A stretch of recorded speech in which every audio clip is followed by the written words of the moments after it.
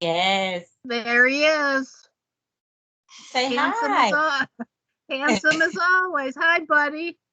They're just coming back from a break, Janice. So I'm going to give them just a couple minutes to hop back in. Okay, that's fine. You can kind of see, you can see their, if they're talking, you can see the students' faces. Uh-huh. But you'll see all the little round circles at the bottom. That's each student. So Okay. Say hi. hi. Well, you see all the different faces. Oh yeah. You are always a charmer, Bryce. Don't. You go to school today? Use your words. Yeah. How was it? Yeah. You had a good day? Mm-hmm. Yes. Excellent. How long have they been back to school in the classroom? Well, he's not back in the classroom. We're home still. Oh, okay. But All right. yeah, not yet. I don't. Yeah. With the inflammation levels being high like they are, I just keep him home. Yeah. It's scary. It is. And his school, I think they call every day almost with new COVID cases. So it's like, I'm like, oh. That's a lot of work for you, but you get the peace of mind. It is. It's a lot of work, but I told him, as long as he's safe, I'm okay. Yeah. So that's the main thing. He's safe. He has too many issues going on to be dealing with COVID, right? That's right. Will he be able to get the shot eventually? The vaccine? He's too young. He's only 11. Okay. So All right. the only thing they suggested was for all of us to get it, Mhm. and that'll just protect him. So his doctor in Gainesville, she's gonna write up a letter so that me and all the kids will be able to get it. We won't have to wait until everybody's able to get it. We can just go ahead and get it now. Good. Good. Okay. All right. It's 3:00. All the camera.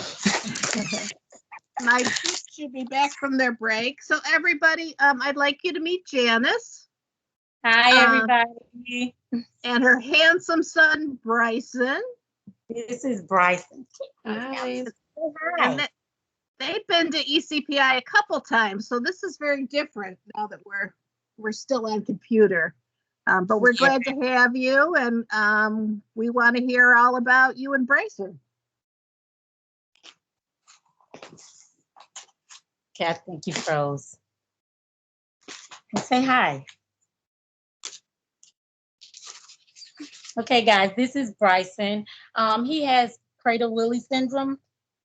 I think you guys have already read up about some of the issues and how Prader-Willi is diagnosed, but I'm just going to go over briefly what I know about the syndrome.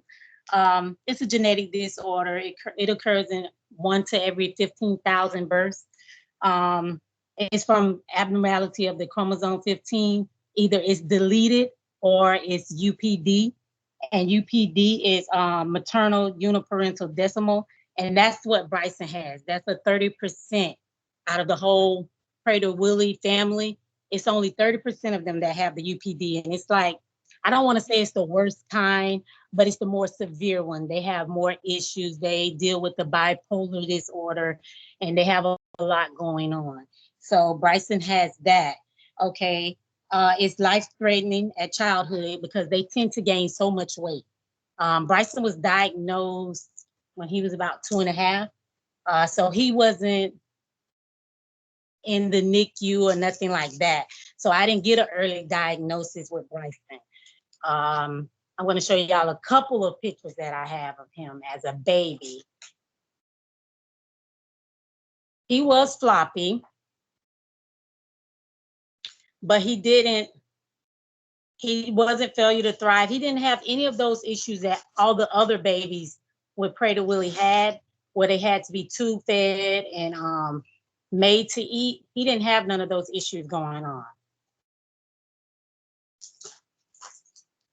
So this is him as a baby. That's him as a baby. Oh. He got the same face.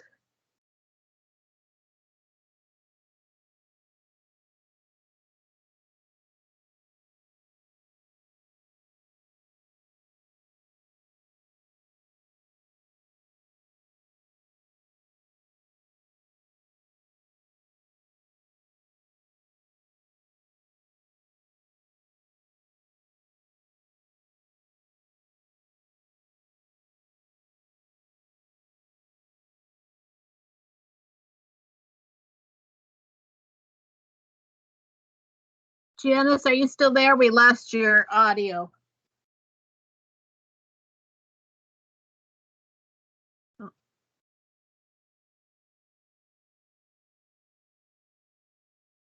You're back. All right, I got clicked off some kind of way. Yeah, you're back. Sorry about that. But that was him as a baby. And during that stage, Bryson was in, they call it phase 1, where they're typically weak. And then they don't feed. They have a decreased appetite and they don't cry. So Bryson didn't even cry as a baby. Even with his shots, he didn't cry. Another little picture of Bryson when he was a baby.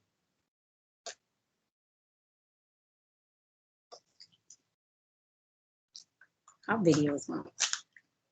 And another phase that they go through is phase 2, when they have increased weight gain.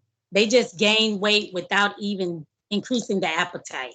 Where we can eat a slice of cake and be okay with eating that slice of cake, Bryson couldn't eat a slice of cake and be okay. He might get like, we look at it, oh, it's just a little piece of cake, but with him, it might be like 5 or 6 pounds added on to his weight. So he became very obese at 2.5, maybe 3. He gained like 30 pounds in 1 month. And then they have phase 3, which Bryson is in now. And this is where they rarely feel full. They don't get full. He constantly thinks about food. He wakes up all through the night just wanting to eat food. This is the stage where we have to lock everything up. We have locks on the refrigerator. We have a key to the cupboard that we use so he can't get in and out of. We have to take the trash out at night just to keep him from going through the trash so he doesn't eat anything out of there. All the dog food, whatever we have that we feel like he might eat, we got to make sure that it's locked up. In one case, one of the other Prader-Willi kids gained almost 20 pounds in 1 weekend because at this stage, they just binge eat. They can literally just eat. And typically they eat until their stomachs burst and they die. But with a lot of security and watching Bryson 24 hours a day, of course, we keep a handle on that to keep him from binge eating. They have a phase 4 to Prader-Willi, but none of the kids have ever reached that one where they actually feel full, where they're content with just that one meal. They've never reached that yet. So Prader-Willi, there's no cure. It's just really just managing his diet and just really all eyes on him. As far as some of the problems that we have, it's mostly attention, anxiety, some depression, mood disorder, which sometimes bipolar. He does get aggressive. He has aggressive behavior. And it's all related to food, or if it's something that he just really can't have. We've have done different ways of not saying no. So we have to figure out different terms to use for him so he doesn't have the meltdown, because his meltdowns can last anywhere from 30 minutes to sometimes an hour, screaming and kicking. And then they go through a skin picking phase, which Bryson also has done. This picture might seem a little graphic, but I'm gonna pull it up for you guys.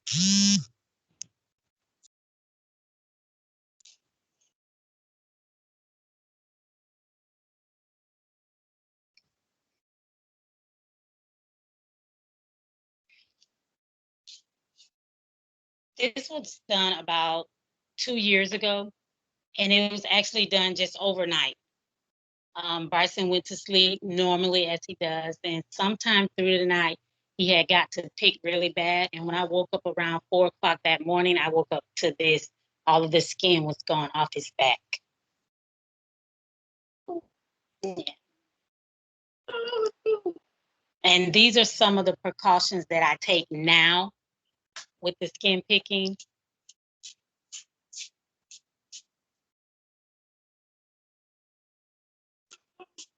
I usually just take a pair of long socks and kind of wrap them up around the arm to keep him from skin picking, because I have the nails cut back really far, but he still managed to skin pick.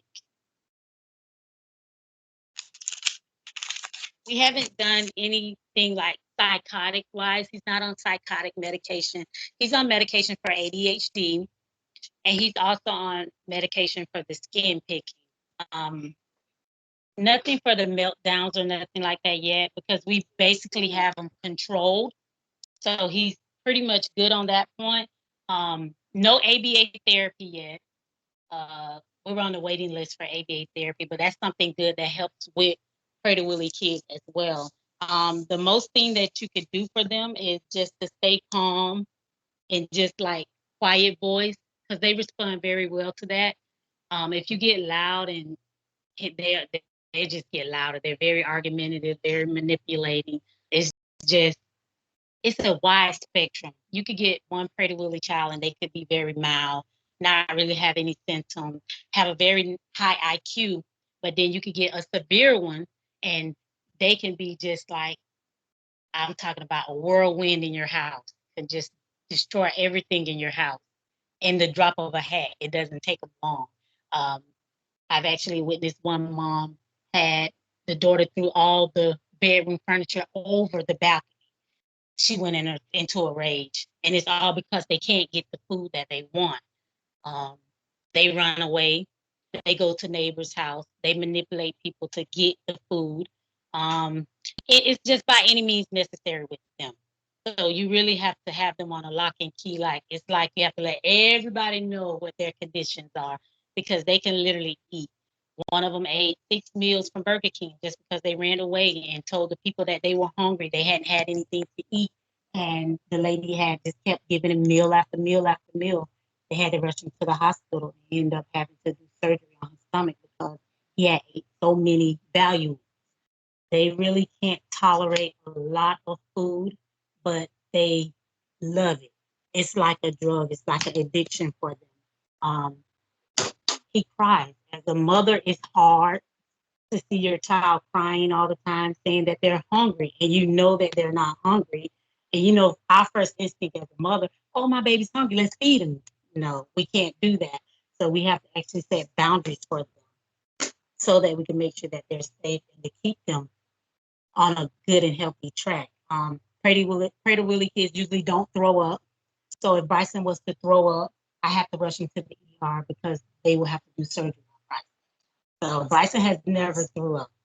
Bryson has eaten spoiled food and has never threw up. Their stomach is made of, I don't know what. I say it's made of iron because he can eat some stuff that just, I would just vomit off of and just be like sick for days, but he would just eat it, never throw up, and just keep going. Um, it's it's very stressful. It really is very stressful. I don't work. I'm with Bryson 24/7. Um, it's all eyes on, all hands on. He doesn't go to the bathroom by himself. I have to assist him in the bathroom because if he goes in the bathroom alone, he's usually trying to find something in there to eat, whether it's the lotion or a body wash or whatever. He has drunk body spray before, so I have to go everywhere he goes. Um, what works for us is to allow him time to calm down, and I let him decide when he's ready to re-enter the situation. A lot of times he gives me the cue and say, "Mom, I'm ready." Sometimes he's in crisis mode for a while, so I just let him scream and holler. As long as there's nothing around him that he can hurt himself, I just let him have the tantrum until he gets it all out. Um, a lot of cues and timers and visual schedules work for him. Um, and my goal usually is once he returns to the situation, I try not to rehash. I try not to bring up what already happened because it just makes him more angry. So it's like it's already happened. It's in the past. I move on from it. We recently found out that the bariatric pressure has a lot to do with a lot of his behaviors. We've watched him when different storms come, he would scream and holler for no reason. It doesn't even have to be food related. He just would scream and holler for like 30 minutes at a time. Um, Full moons. So if you know anybody or if you're going to be working in the field with the kids, if you watch the full moons and the bariatric pressure, a lot of kids that are autistic, which Bryson also has that as well, that are autistic, and some of the other Prader-Willi kids, they tend to act out more. They tend to have more behavior. They tend to have more meltdowns. Everything seems to increase when I guess I want to say the weather and everything tends to be bad, and even when the full moon is out. So we've been known to look at the calendar and check when the full moon is because we have to prepare ourselves. It's usually I put headphones on him. I let him listen to soft music. I let him listen to sounds of the ocean or something that he really enjoys. Um, no football right now. Later. It's okay. See, they're watching you. Play football. See, Miss Green, he's at home, so now he's more active. He's more active now. Transitions are rough for them. They don't like change. Whatever you have schedule wise, it has to stay that way. Because if you change anything up, you can look out because it's gonna be hard. You're gonna have a rough day. You have to kind of give them heads up. You have to let them know what's going on ahead of time, and you got to basically have to be all visual cues or prompts. Can't just say, okay, well, today we were supposed to do this, this, and this, but no, we're going to go this way. No, they're still stuck on what you said that they were going to do already. So you're going to have to try to figure out, okay, maybe I could balance out a little bit of this right here and then jump into something else because they're going to be stuck on what you said you were going to do the first time. They believe in schedules. And he's on a schedule right now, so that's what his problem is. Usually after school, we used to go outside, maybe sit on the swing or something like that, and or take a walk. So his thing is he wants his football. He wants to go outside. So once we get off, when we get finished talking to them, then we're gonna go outside. Once we finish with Miss Green, see Miss Green up there? You see all these nice students looking at you?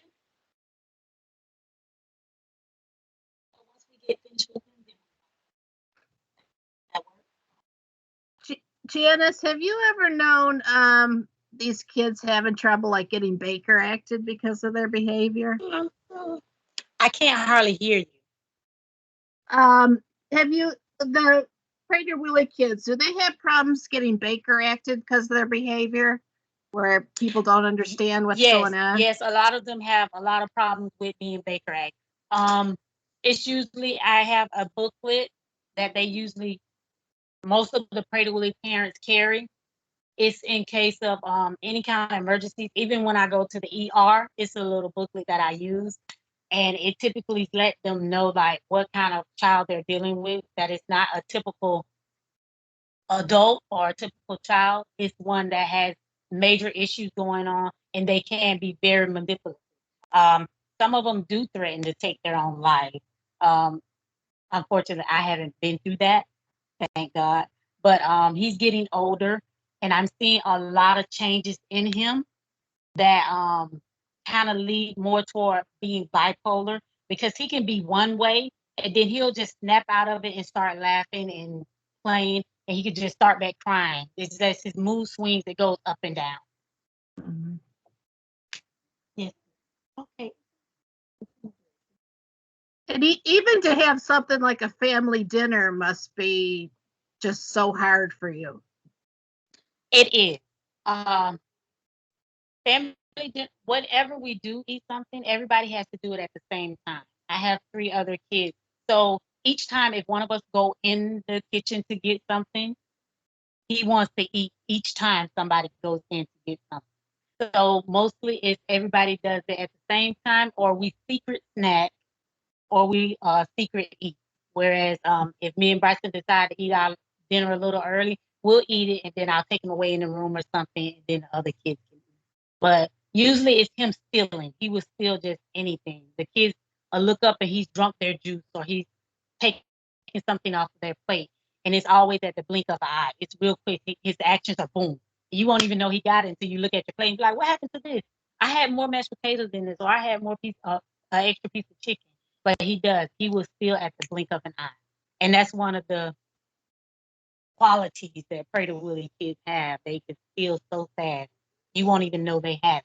And they can chew it and swallow it like I'm talking about quick. Everything gone. By the time you look at him and ask him, did you eat that? And he opened his mouth, you don't see nothing. So they don't take their time and chew. It's mostly like one chomp and swallow. You guys have any questions? We don't want to keep Bryson too long. He wants to go play football. You see, he's getting answers. Now, usually when we come into the classroom, he's more settled, right? You Yeah. see the difference. At home, he's totally different. But you also travel with quite a few people when you come out. You have a lot of support. I have to. Yeah. I've been into an incident where I was taking Bryson to therapy, and amongst passing the McDonald's, Bryson took my seatbelt and pulled it around my neck. Mhm. So when that happened, I stopped traveling along with him. So I make sure I have somebody in the back with him, or he sits in the front with me, and I make sure I keep the child off on. But I always travel with somebody. Mhm. Yeah. Yeah. You got good family. Thank you. You guys have any questions? Does he have favorite or not so favorite type of foods? Oh no, they eat anything. It used to, at first with him, it used to be a texture thing, but then he overcame that, and now he will consume just about anything.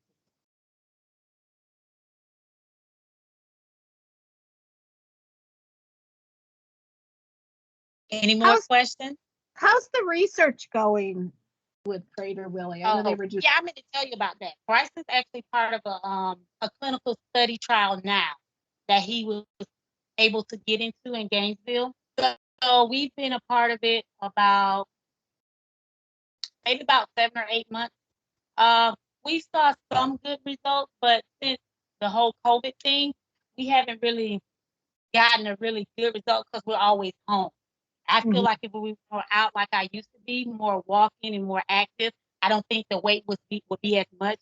Bryson weighs 136 right now. We would like to see him at least 115, 120, but right now he's 136. But he is part of a research trial that they're trying to get, so we could try to get some help for our kiddos, because our kiddos are dying. They are literally dying. Bryson has obstructive sleep apnea. He's had his tonsil and adenoids removed 3 times because of the growth hormone. They keep growing back, and he's had them removed 3 times already. Yeah, and guys, look at how stressful COVID was for us. Imagine for somebody like Bryson who doesn't like change. It was very, even with the schooling, it was very difficult for him not to be able to go to school, which he's used to getting up, getting on the bus, and going to school. So we had to talk to him, and by 2 of my other kids are home doing the homeschool as well. So he kind of felt okay with that. But it was like pulling teeth. We had to actually show him, see, it's okay. And then once he got to see the teacher on the computer, he was fine with that. But if one day the internet was acting up, I better find something quick for him to do, because nobody in the house to get any rest. And when he's at school, Janice, does he have a one-to-one paraprofessional work with him? Yes, he's mostly one-to-one. His classroom has 6 kids in it, and they have 1 para and 3 assistants, 3 or 4 assistants, but 1 is mostly just for him. What does he do differently for lunchtime when he's at school? It's tough. She mostly because unfortunately he was stealing food off the kids' plate. So for 2 weeks I had to go up there and eat lunch with him. So now what we do is he would go and him and the para would sit at a different table and then he would eat his lunch. And now they allow him to get another protein or a vegetable, which I didn't mind. So they made it where he could get another protein and another vegetable to keep him okay until all the other kids finished eating.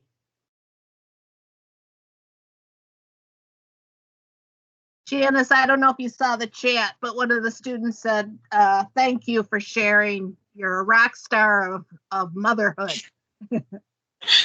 Oh no, I can't see it. Oh, thank you guys. It's a real tough job, but I mean, I wouldn't have it any other way. I love him to death. It's challenging at times, yes. Um, but I don't know what I would do without him. I don't think my life will feel complete if he wasn't in it.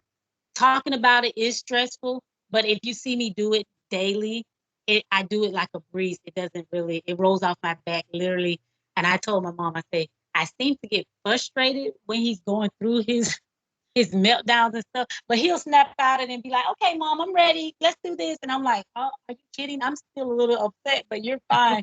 So then I have to snap out and be like, okay, I need to be fine too. So, And yes. we appreciate you talking because it's so important for them to know whoever's coming through their emergency room or whoever's going to be in their hospital bed, they need to, see what they're dealing with and try to understand it.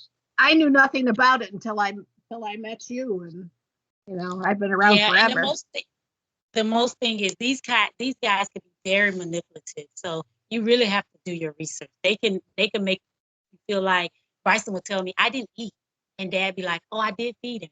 He like, "No, he didn't. He didn't feed me," and he's literally crying like Dad didn't feed him, and it's making you feel like, "Are you really lying?" So they can be very manipulative. They really can, and it's not only to just the family members. You have some of the kids that get on the school buses, and they'll tell the bus driver, I haven't ate in 2 days, or my mom doesn't feed me. And then the bus driver is feeling sorry, stopping by McDonald's or stopping somewhere and getting the kids something to eat, when undoubtedly they really don't need it. They be done ate breakfast at home, and then they're getting the breakfast from the bus driver, and then they'll get the breakfast in school. That's 3 meals. That's 3 breakfasts already for them. And he wakes up literally every day, 3:30 to 4 o'clock, ready to eat.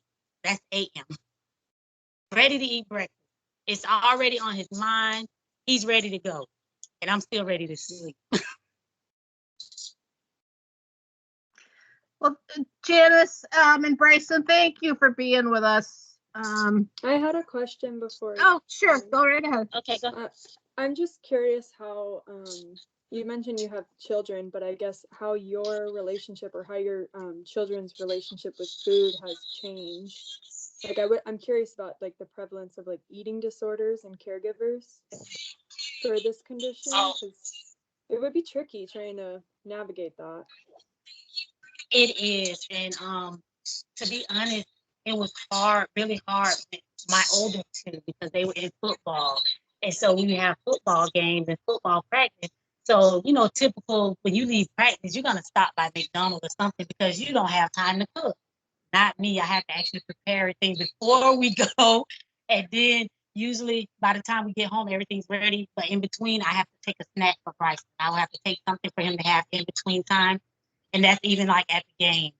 It was like I had to watch everything because he would ease off to somebody else's tent and either eat their food or eat whatever they might leave laying around. So we typically have to set our tent off by itself, and we have to be like isolated for a little minute until he got the control of it a little better. But it's very difficult.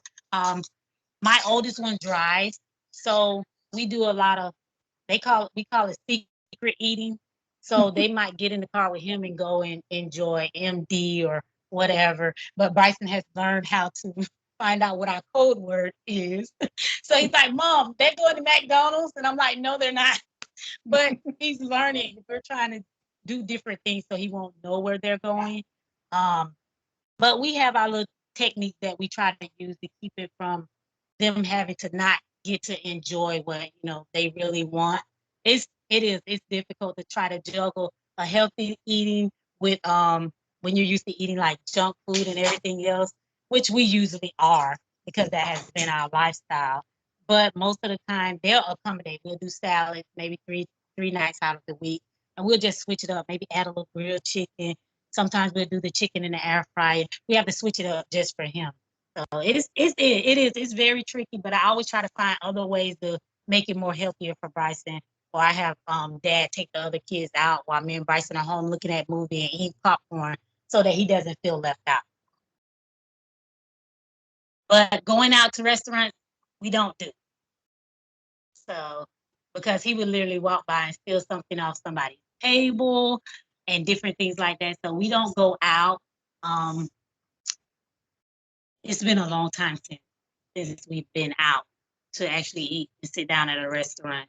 Um, I think the last time we did try, we had earphones on him and I just kept him engaged and we made sure as we're walking in, we kept him in between everybody so he won't be able to look and get nothing off of anybody's plate. But it's just different techniques that you have to kind of play with and see what really works because what works for us might not work for another Prater Willie family, and what works for them might not work for us. Like I know one lady, she's like, "Oh, we just substitute a lot of stuff. We use carrots, we use broccoli, we do this." And I told her, I say, "Yeah, but Bryson doesn't eat the broccoli raw. See, her daughter will be able to just go in the refrigerator and pick it out and eat it raw. He doesn't. He won't eat it like that sometimes. Sometimes he will, sometimes he won't. But when he was little, but now he'll consume anything I put in front of him, right? You'll eat anything, right? As long as it tastes good, mom. But yeah, it's difficult. You have to kind of juggle and play with it. It's a lot. I have one last question too as well. Sorry. So It's I know you said okay. I know you said they get on the bus or things like that and tell people like, "Oh, my mom hasn't fed me in 2 days," or stuff like that. So how does that go into with like the mandatory reporting or things like that?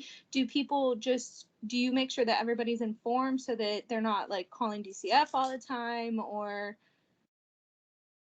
Yeah, mostly. Well, with Bryson, what I do is, since he rides the bus, I found out who the bus driver was, and I reached out to her via Facebook, and I gave her some information about Prater Willie. His teacher. It's just like how I'm talking to you guys. I would talk to them and let them know what all Bryson is going through. It's even with my family. I had to do that as well because he would get in front of my family and like instead of asking for it, he'll just do his hand like begging, like, so that I won't hear him begging for it, but he'll be holding the hand out. And I'm like, what are you doing? And then my brother be like, can he have a little bit? I'm like, no, you can't have that. That's not part of his diet. But yeah, I just really try to educate him. I just let him know that, okay, he does eat breakfast. Do not give him anything. okay. Right? Thank you. You're welcome. Did I answer it good enough for you? Yeah, you did. Okay. Anybody else? Bryson, go play football. Go outside and play football. Do you see the look on his face? The moment to get all the way in there. I couldn't hear. I hope we see you soon in person. Yeah, it's better in person. I like to be in person. Right? Yeah.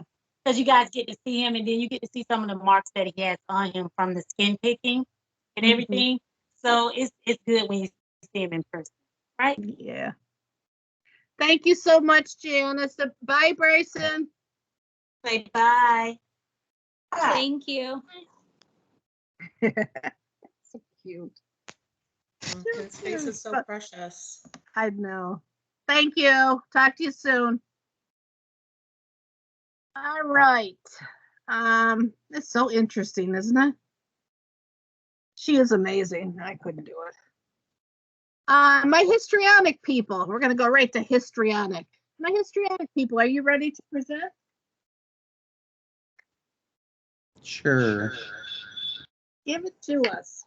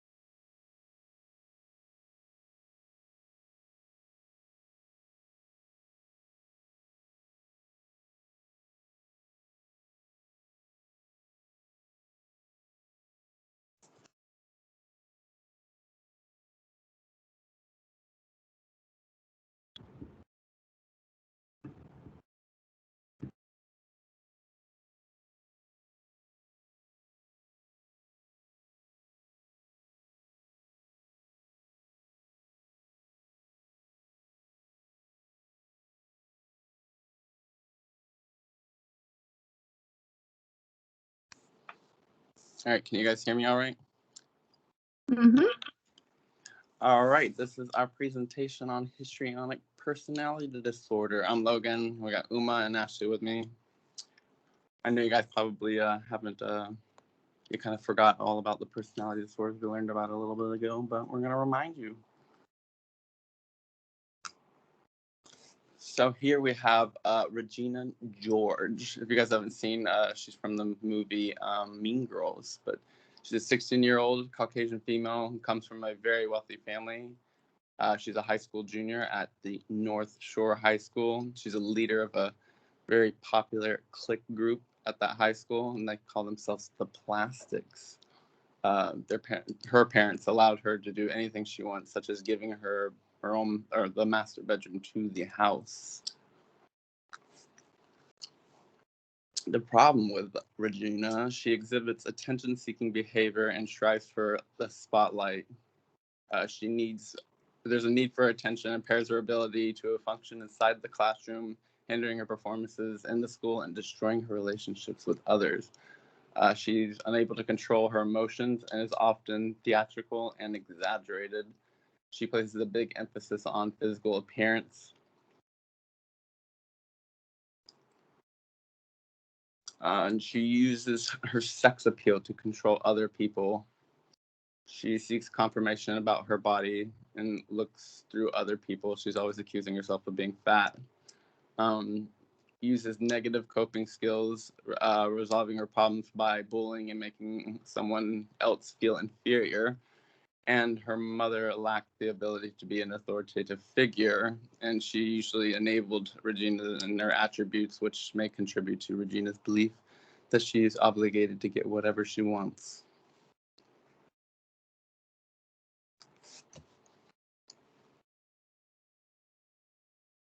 So etiology of HPD, to name it short, is not clear. They're hypothesizing that it's a negative result of negative childhood or overindulgence by parents, which is what Logan mentioned from the movie.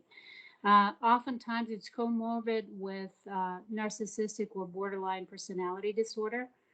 There's five factor profile when they look at it, and they say it's got the patients usually have high openness to experiences, low conscientiousness, disoriented, and unproductive.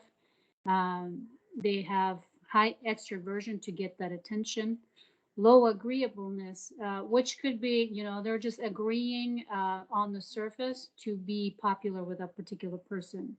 And then high neuroticism, obviously, it comes with that narcissistic tendencies. Next. So DSM criteria on axis 1, it's got nothing. Axis 2 is a histrionic personality disorder. Axis 3, it's got really not known medical or physical conditions, and that's why it's rarely diagnosed and treated. History, it's family history, personality disorders, anxiety, depression, and lack of criticism or punishment as a child. Axis 5, GAF is 70. It's a mild symptoms or some difficulty in social occupational functioning, especially when they start displaying exaggerated emotions or saying that, okay, that person is my close friend. So people start questioning, okay, what is he or she's talking about? Next. Nope, go back. Okay, so DSM-5, so kind of breaks it down into basic symptoms, basic 8, but to sort of qualify to be diagnosed to be HPD, you have to have 5 or more. So one of them is uncomfortable when they're not in the center of attention, so they would do anything and everything to get the attention centered to themselves. The interactions with other people have sexual context. So it doesn't have to be necessarily to seduce somebody. It could be at work. It could be at a grocery store, anywhere, professionally or leisurely. They rapidly shift their emotions, and their expression is very shallow. Like I said, it's very exaggerated. Some people will be looking at it, it's not a big deal, but they just make it such a big deal. They use physical appearance to draw attention to themselves. And like Logan mentioned, oversexed, they dress to emphasize their figure.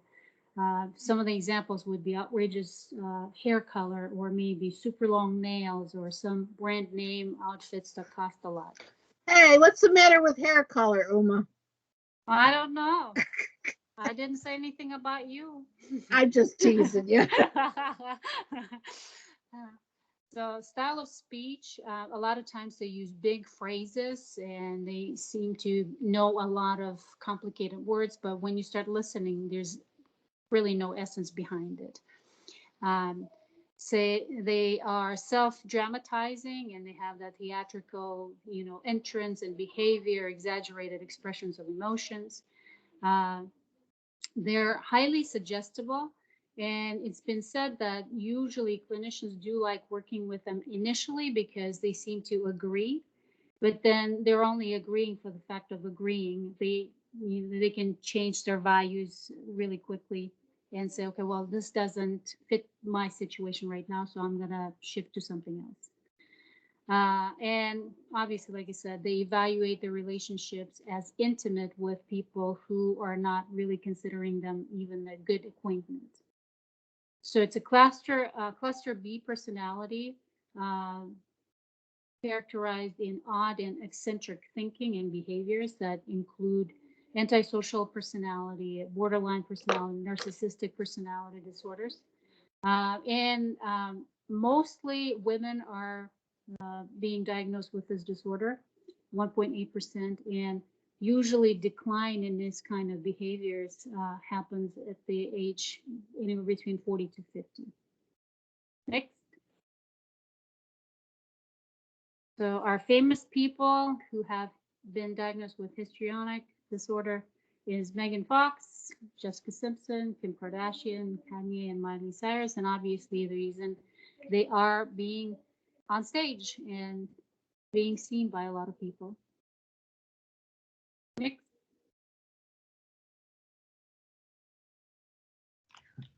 So see, these are some nursing diagnoses that people with histrionic personality disorder can have. They have risk for violence related to lack of feelings or remorse for others, ineffective coping related to failure to learn to change their behavior, risk for rapidly shifting and shallow expression of emotions, and risk for inability to adequately judge relationships.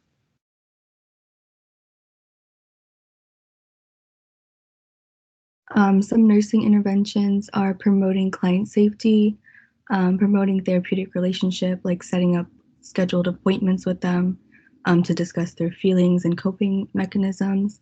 You want to establish boundaries in the relationships with your patient. You can teach them effective communication skills, how to cope and control their emotions, and reshaping thinking patterns.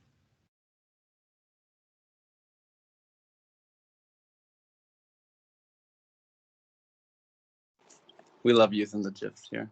And that's it. Thank you. Anybody have any questions?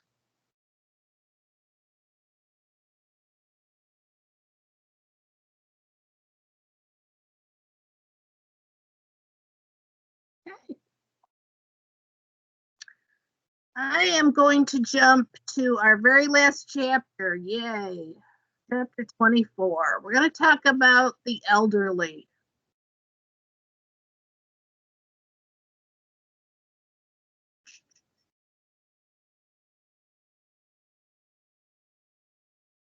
So this is another one of my pet peeves. I have a lot of them.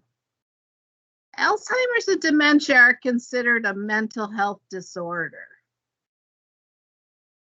I don't know. I don't like that. And I guess I don't like the fact that people struggling with Alzheimer's and dementia end up on psych units.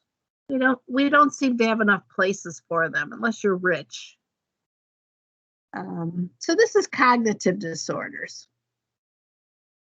Tell me the difference between dementia and delirium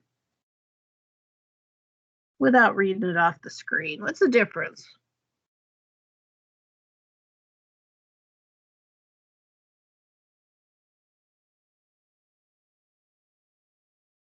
They're both impairments in brain functioning. How are delirium and dementia different? Delirium is acute Mm-hmm. and dementia is chronic. Very good, thank you. So where does delirium come from? When people are delirious, seeing things that aren't there, distorting the environment. Why does that happen? Substances or stress or lack of sleep and stuff. Yeah, or a good old-fashioned infection. Particularly with elderly females, you will see behaviors change where they get confused. Oh my God, I just went through this with my father-in-law at Christmas time. It's crazy. Just confused. He's seeing people that aren't there, not knowing who people are. It's acute. It's caused by something, but we can reverse it with treatment. Even a fever. You might get a fever and people hallucinate, or take a certain medication and people hallucinate. So does that make sense, guys? That's delirium. There's a change in cognition, a change in how somebody's perceiving the world, but we can fix it. We can reverse whatever's happening and they'll go back to normal, whatever normal was. With dementia,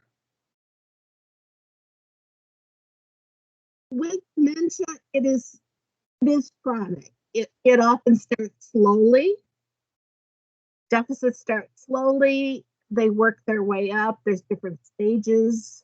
So think of dementia as the symptom. Alzheimer's is the disease. And, up until recently, well, 10 years or so, we couldn't diagnose Alzheimer's until autopsy. So they actually looked at the brain. We have ways to do that now. But you can have dementia from a lot of different things. But Alzheimer's is the big disease of dementia. You can actually have dementia from drinking too much. It's called Korsakoff syndrome. But people will start to misplace things. They will forget how to do simple tasks. They often hide these deficits from their family. And we have what's called the 3 A's of dementia. Aphasia, their speech will change. They use a lot of echolalia where they repeat what they hear, or they get that word salad going on. There's words, but they're just not connected. Apraxia. What is apraxia? Is that movement? Somebody help me. Apraxia. Agnosia is not being able to recognize yourself, like looking at a picture of yourself and you don't recognize it. Yeah, apraxia is like kind of like this, like, walking weird, not walking properly. So bizarre movements, or kind of not controlling your movements. Inability to perform learned movements. So something you've been able to do in the past, and now you're just all kind of not doing it right. Okay. Like putting on earrings or being able to brush your hair. Okay, thank you. I knew it was in there somewhere. And then definitely the disturbance in executive functioning, that higher thinking, critical thinking, not walking outside without clothes on, or a lot of times the wandering. People with dementias and Alzheimer's will wander off or start driving.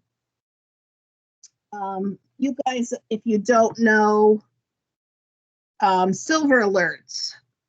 You see those all the time on I-4, silver alert. Those are people who are cognitively impaired in some way, and they are missing, or they're out driving and people are trying to find them. And it happens down here quite a bit from just because of where we are. The thought of somebody with dementia driving around is scary. But even the VA in Daytona a couple years ago had the retirement facility had a vet who wandered off into the woods, and they found him in the woods. He had died from natural causes, being exposed to the elements. But there's a lot of wandering, a lot of confusion, that higher level functioning of being able to think. And it is what you guys said, it is chronic and it is progressive. Tough disease. And again, I don't think they should end up in mental health units. I don't know how much you saw it. But Halifax and Daytona has a whole unit, 20 to 30 patients that are all dementias. And it's often someone who's become violent with their caretaker or has become violent with their family member and end up Baker acted. So it's a tough one. There's just not a lot of places to put these people unless you have the money for, a nice locked unit, which unfortunately we don't. I had a gentleman in New York. He wasn't even that old.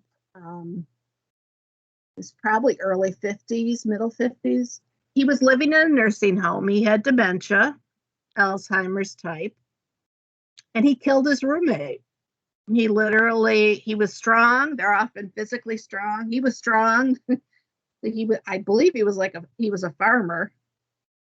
Picked up the roommate physically and bashed his head on the ground. So you've got somebody who's probably going to live another 30 years possibly, who committed murder,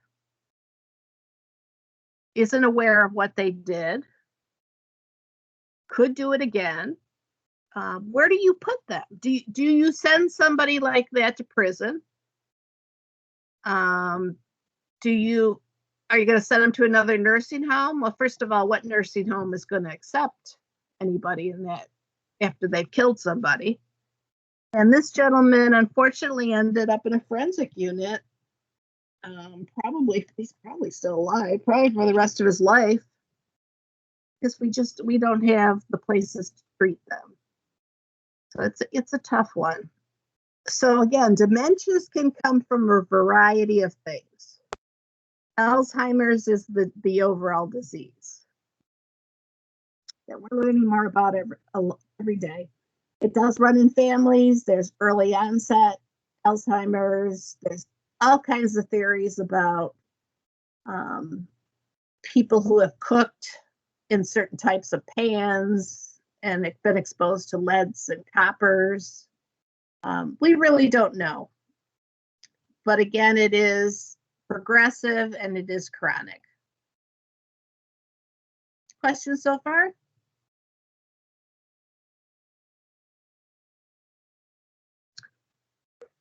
We are coming out with medications to help push back the disease process of dementias. And they are in your book. You should take a look at them. You may see them on the ATI. But before we had those, we just kind of treated symptoms. We treated depression. We used antipsychotics to sedate. We used the mood stabilizers for the mood swings. Hopefully, someday in our lifetime, there will be a cure for Alzheimer's. And the early, it's all sad, but the early onset is particularly sad to me. And there are tests that you can get. If it runs in your family, there are genetic testing you can get that'll tell you if you're prone to it. A lot of ethical issues. Would you want to know? Would you not want to know? But very incapacitation very early in life, early 40s. One of the saddest cases I've ever seen was a neurologist who actually, he treated Alzheimer's patients. And he was developing early onset Alzheimer's. And there was a part of him that knew what was happening. And in the evening, when that sundowners or sundowning effect happened, he would get more confused and more aggressive. But he was physically fit and tan, and he'd wear, pants and a polo. He looked like he walked off a golf course. And by the end of the night, he would be in a seclusion room, on the floor without sheets or mattress, or he had a mattress, not sheets or clothes or anything, because he was trying to hurt himself with them. And just so confused, so disoriented. And there was a part of him that knew what was happening. And that was really tough. I'll never forget that guy. History, very important. And again, they often hide it. I had a gentleman who, we used the mini mental status exam to rate cognitive functioning. I had a gentleman who memorized it, purposely memorized the mini mental status. Spell world backwards, how to do the clock picture, remember the 3 words. He did it purposely so his family wouldn't know he was getting worse or decompensating. Their moods change. They may become increasingly violent or aggressive when they're frustrated. And they can often do things like play a game of chess. So there's some intellectual functioning that's still there. They'll play an incredible game of chess with you. But then they get up and they can't remember how to toilet themselves or how to feed themselves. So there are parts that are still there and parts that they're starting to lose. Confabulation is a term that I'd like you to know. It means making up stories. We see this technique used a lot in dementias. People with dementias will make up stories to fill in the cracks. They can't remember, so they will make up something. So, for example, if you were working with a woman on a dementia unit and she says to you, my husband was here last evening, we had a wonderful dinner, took a nice walk, but the husband died 5 years ago. That's an example of confabulation. They're trying to fill in the cracks of what they can't remember. It's almost a coping skill for them or a defense mechanism. It helps them calm down to be able to tell those stories. Our priority is always safety. So we want the person to remain safe, not wander, not get hurt, not hurt anybody else. And remember, they can be violent towards caretakers. They can be extremely strong. Taking care of a client with dementia. It's important to use calm, direct communication. Let them know who you are. Be careful with touch because they may misinterpret that, or be careful coming up behind somebody. They may be confused. My name is Lori. I am your nurse today. You're safe. I'm going to take care of you. So that calm, control-like communication. When they, and we don't call it hallucinate, but when they have certain beliefs like there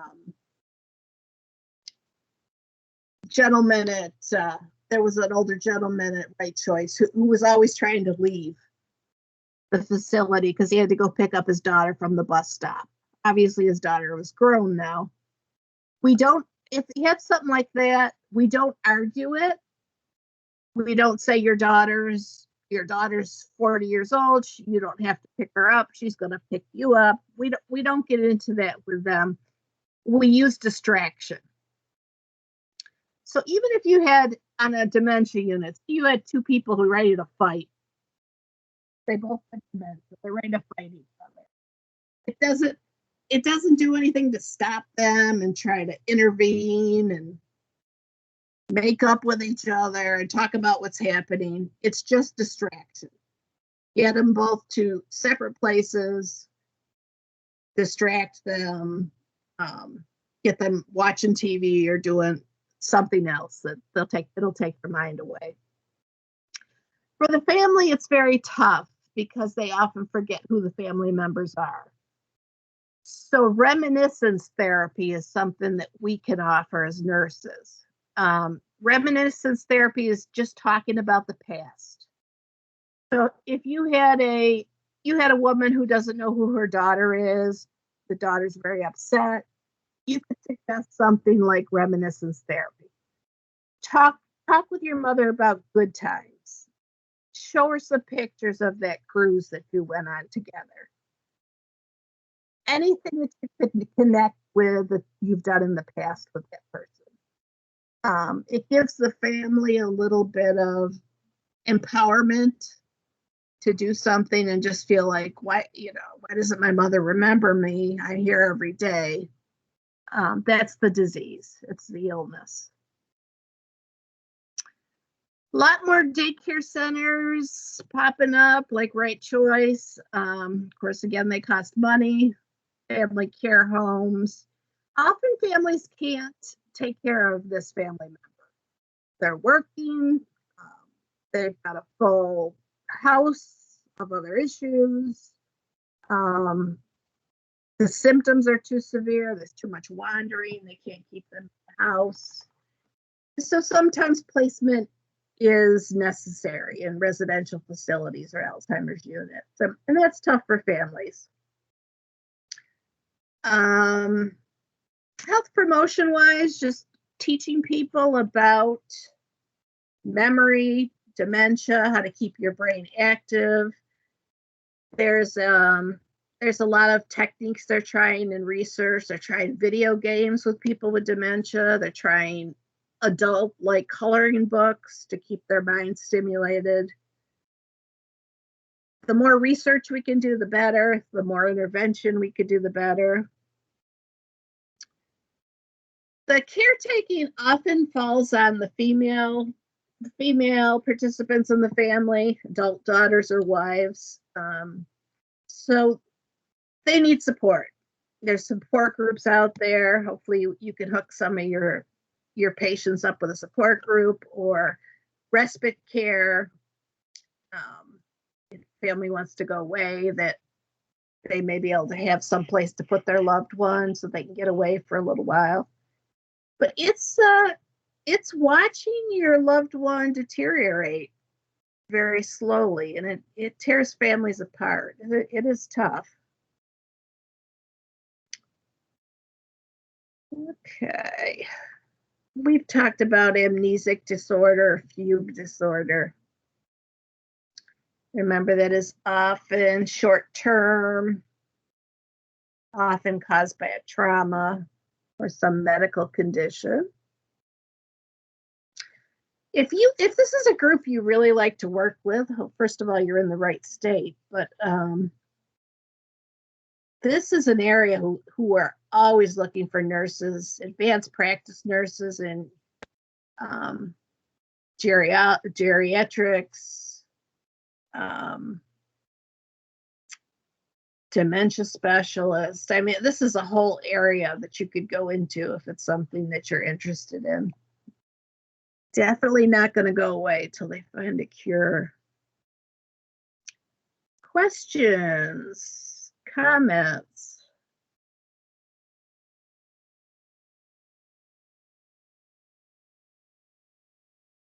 For the exam, I'd like you to know the difference between delirium and dementia. and the interventions for both of those.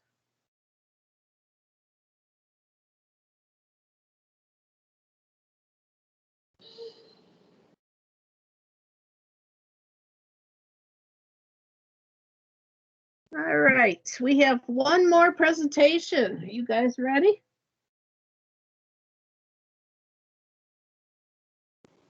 Been ready. Been ready since day one.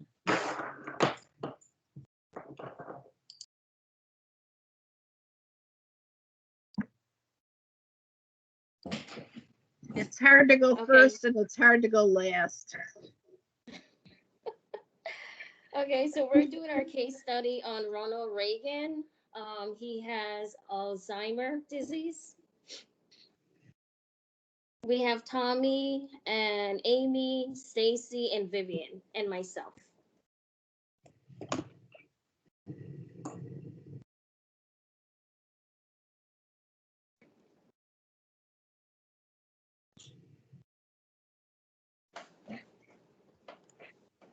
Okay, so Ronald Reagan, he was born February 6, 1911, in Chicago, in Illinois, Topeka. His occupation was lifeguard, soldier, governor, and the 40th president of the US. His mother, Nellie, was deeply religious. She died due to complication of Alzheimer's disease in 1962. His father, Jack, worked as a salesperson most of his adult life and suffered from alcoholism. He died due to heart attack in 1941. Next slide, please. So as you can see, Reagan has an extensive health history throughout his adulthood. In 1993, he became increasingly forgetful, and he was diagnosed with Alzheimer during the annual visit to in the Mayo Clinic in 1994.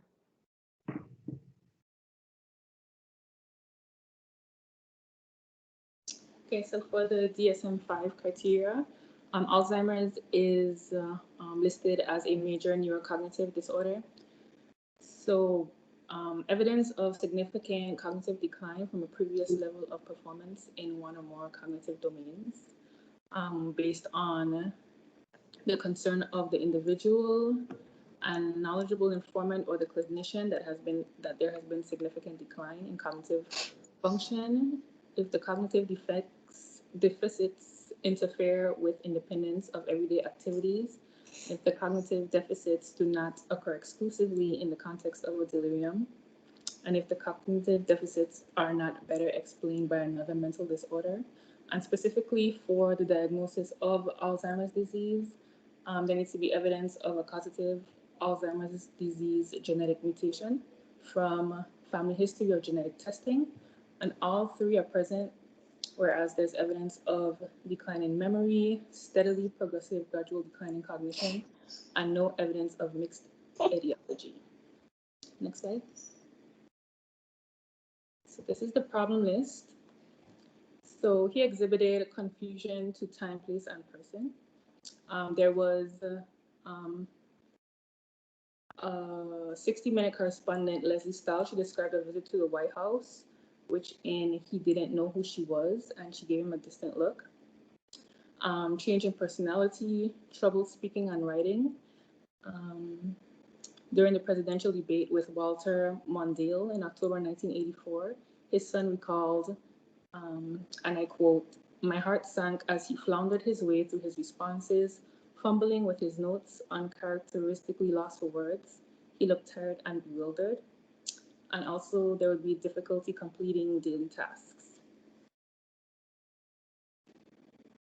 Okay, although his Alzheimer's diagnosis was not made public until some time after his residency, there were signs that were signaling his cognitive deterioration when we look back at his speaking patterns in public.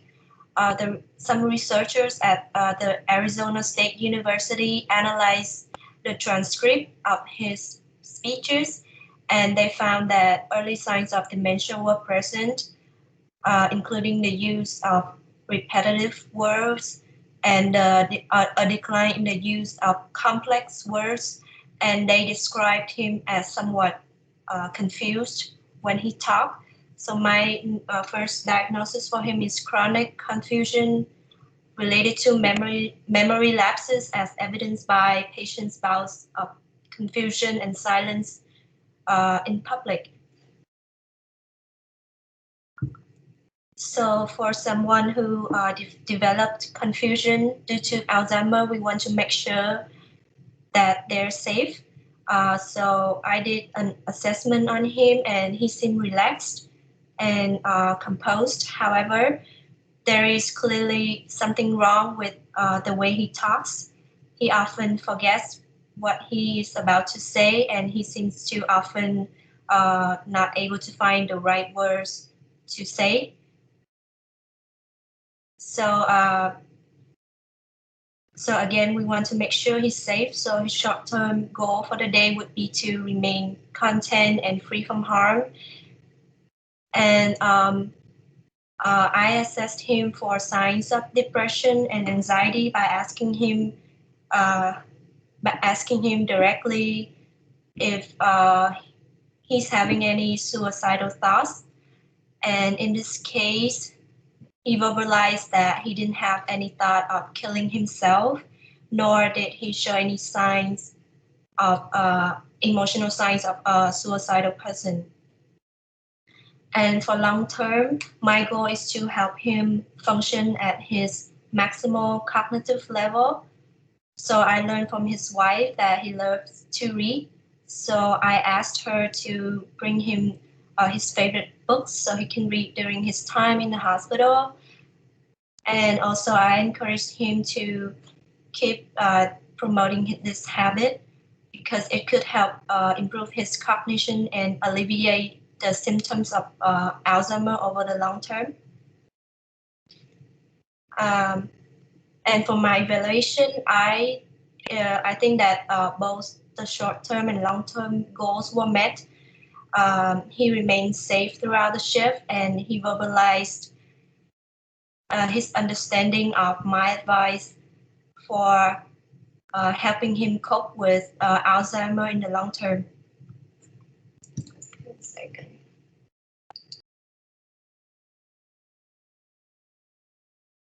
The second diagnosis is disturbed thought process related to impaired memory, as evidenced by patient forgot name of the children.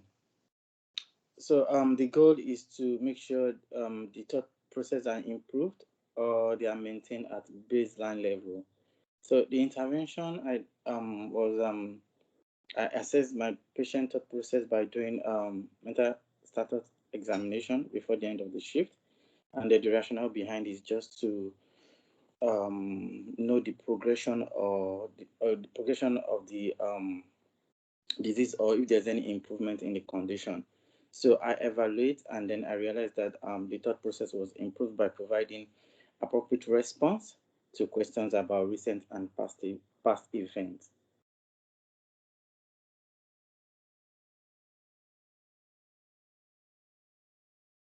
So in Reagan's farewell letter, he states, "Unfortunately, as Alzheimer's disease progresses, the family often bears a heavy burden. I only wish there were some way I could spare Nancy from this painful experience. When the time comes, I'm confident that with your help, she will face it with faith and courage." So this kind of validates that the patient is aware that his cognition is declining with time. So for our third diagnosis, we did self-care deficit related to cognitive impairment secondary to Alzheimer's disease, as evidenced by inability to perform ADLs on certain days, as reported by the family. First, we're going to assess the patient's current cognitive and functional abilities, performing the ADLs, and identify what those limitations are. And then, so for a short-term goal, the client will partake in like daily grooming tasks without exhibiting any like defensive or like negative behaviors by the end of the week. And a more long-term goal would be like the client will use assistive devices and grooming aids to perform ADLs, either with or without the caregiver's help. So to implement that, we're going to train the caregiver to implement like a consistent routine to create a comforting environment, like playing soft music, keeping the room warm, and avoiding actions that might trigger negative behaviors. Because it's been proven that music helps reduce like agitation and improves mood, and establishing routine also helps enhance memory and create a comfortable environment. Also, another implementation we're going to do is educate the patient and the caregiver on the proper uses of like the assistive devices that'll end up helping perform the ADLs. This is going to promote autonomy when performing the tasks, whether with or without the caregiver, and then also encourage the patient to attend like physical and occupational therapy so that they can basically use the rehab to help improve those tasks. And studies have found that rehab helps improve the cognitive abilities. And evaluating the goals, basically they were both met, and the patient continues to attend therapy to achieve optimal performance, and the patient participates in self-care tasks with assistance. And that is it. The end. Music is very helpful for this group. That reminiscence therapy, but it also can calm them down, and they'll sing the whole song. They can't toilet themselves, but they can sing the whole song if you put a song on. Excellent job. Yeah, go ahead. Have you heard of the I think it was like the ballerina that had Alzheimer's? That I think she was like 90 something, close to like 100 years old, and they started playing a song from like a musical she did when she was like young, and she ended up was basically like mimicking the dance moves and stuff, because she was like remembering and stuff. No, I haven't. I'll have to look. Yeah. It's pretty interesting.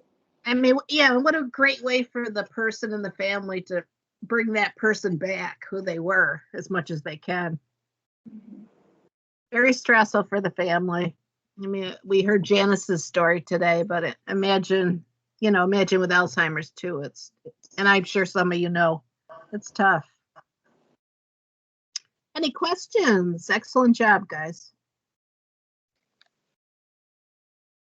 It's not a question, but my mom actually has Alzheimer's, and we kind of do, it's not music, but I call her and we talk about like nursing, and that's something that she still remembers. So like every time I leave lab or like clinical, I call her and we talk about it, and it's interesting to see how much she lights up because that's what she still remembers, and she loves talking about it. That's so cool. That's so cool. Yeah, that's something you can connect with her down the road on too. Awesome. All right, I got one more mental health in the news for you, and then we're done with each other. Now let me bring this up.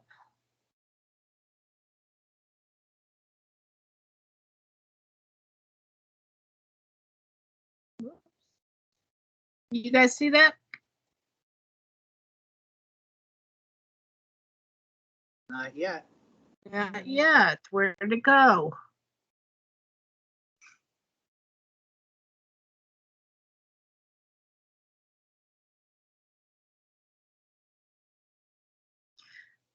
So I actually just have one little story for you today. This caught my eye this week. Veterinarians are experiencing a high rate of suicide. So I told the story, I should have put the guy's name in there. I told the story about 33-year-old veterinarian. He did a 12-hour shift, went home and fed his cat, put a gun to his head. He was going to kill himself. Luckily, he did not.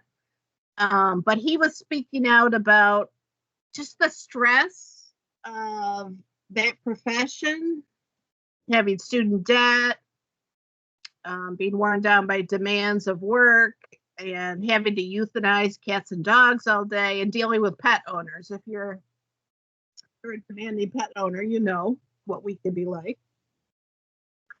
It's something for you to remember. And I actually had a veterinarian in my past. She also had multiple personality disorder, but she was struggling with suicide all the time. It's a tough profession. I thought that was interesting.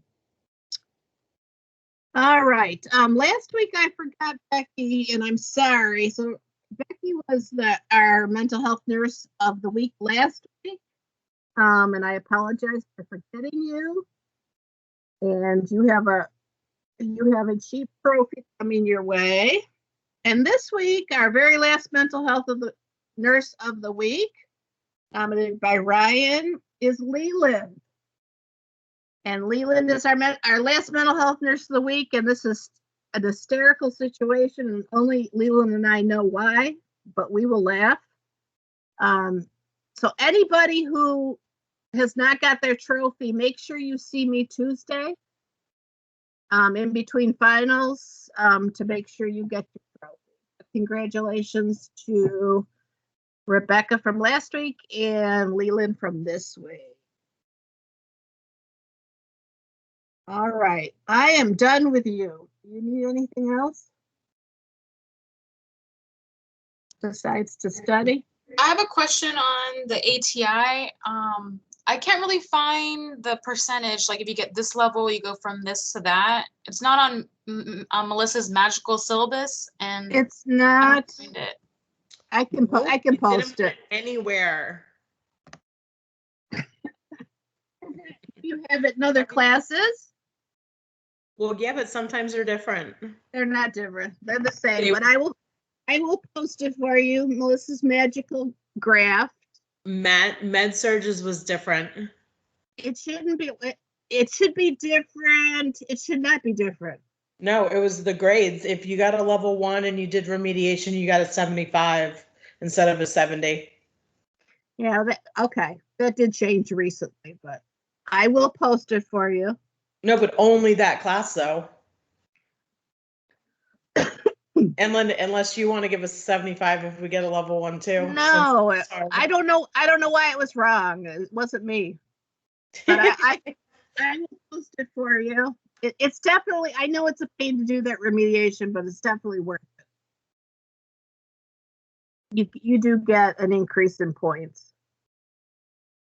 If you've been doing your work and you do well on the practice, there shouldn't be a lot of remediation. And you'll do well on the proctor. So I would say as many questions as you can do before next Tuesday. Just keep doing them. Read that ATI book every day. Take an extra look at the only thing we really didn't get to that I wish we had more is defense mechanisms. And I don't think we'll have a ton of questions, but ATI does ask about a couple defense mechanisms. So I would take a look at those. But we really got to everything else. Study. What else?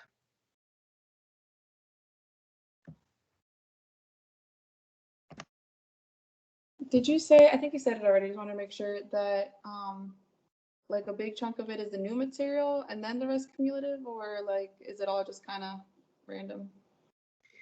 It's going to be all kind of random.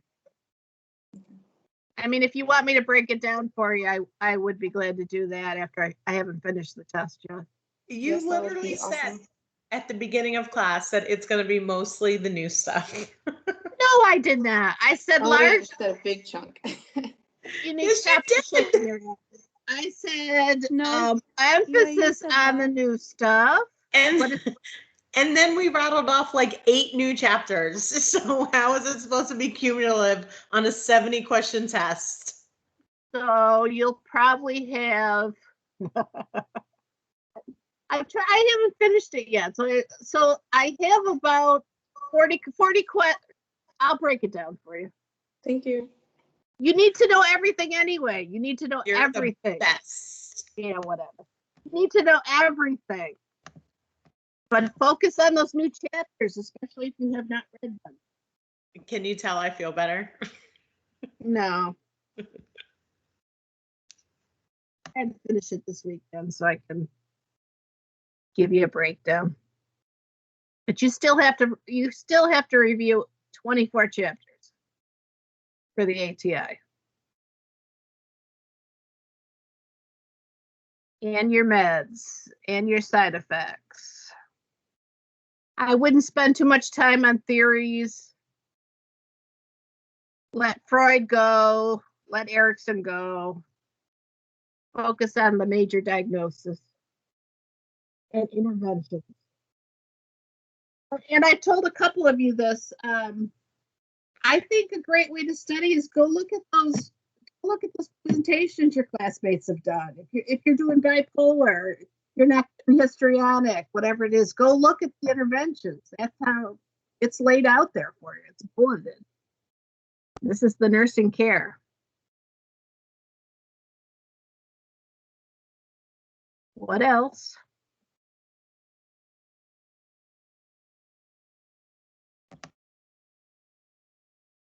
I will collect practice remediation the morning of the 6th before you start your test.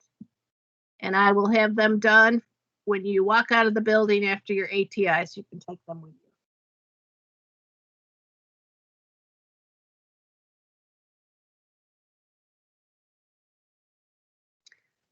All right, I am around all week. If anybody needs me, you know how to find me. Monday, 6 to 8 with Patty. Bring questions, bring content you'd like to review. God, it's like right around the corner, isn't it? Yeah, and have Easter in there. In between all that, have Good Friday and Easter. Yeah, right. We'll be studying for OB. And I you. know. I know. I know. You'll be working next Easter, so enjoy it now. At least you'll be able to eat an Easter egg with your family. Next year, you're going to be doing a 12-hour shift on Easter and Christmas.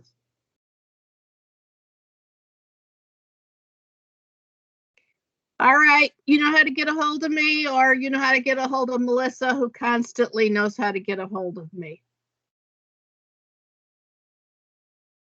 I did talk to her for 45 minutes in the bathtub this week, Grace. Okay. I knew Grace would appreciate that. Boundaries. You weren't supposed to tell anybody. We were working. Bathtub power. It just happened to be taking a bath and we were working. The camera was not on. No, camera wasn't on. It's okay, guys. I'm sure she'll send us 17 more announcements before Tuesday. Absolutely. That she'll want us to read and watch and all that other fun stuff. I got a bunch of stuff. We love you, Dr. Green. You'll miss me someday. I will. I miss you already. All right. What do you mean? What do you mean we'll miss you? We're gonna stay in contact till forever, right? Forever's fine. Forever's fine. All right, Professor. Thank you. Absolutely. Everybody can Facebook me. Thank see you. see my boring life. I bought a new dollhouse yesterday. That was the excitement of my week. It's life. All right, go do something. Bye. Thank you. Thank you. You're the best. Yeah, whatever. You know how to get a hold of me. Thank you. Bye. Bye-bye. See you Tuesday.